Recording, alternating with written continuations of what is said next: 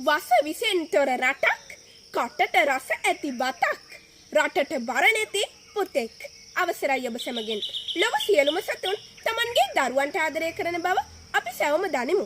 පුංචි කුහුඹුවාගේ සිට විශාල අලියතුන් දක්වා තම දරුවන්ට දක්වන සෙනෙහස ඔබ දැක ඇතැයි මම සිතමි.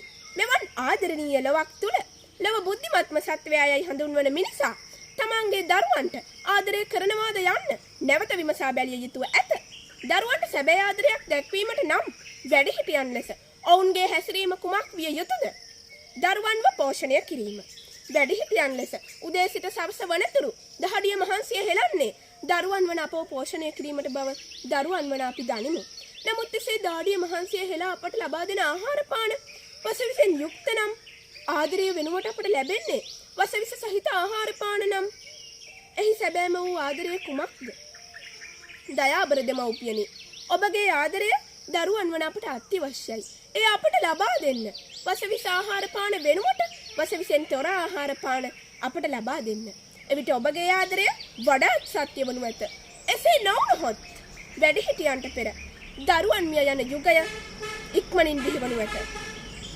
එබැවින් කටට රස හිතට රස පමණක් දෙන ආහාර පාන වෙනුවට ශරීරයට ගුණදායක වසවිසෙන් තොර ආහාර පාන අපට ලබා දෙන්න. එවිට ඔබගේ ආදරය දරුවන් වන අපට වඩාත් හොඳින් දැනෙනු ඇත. රටට බර නැති පුතෙක්. ලෝකයේ උතුම්ම රට ශ්‍රී ලංකාව.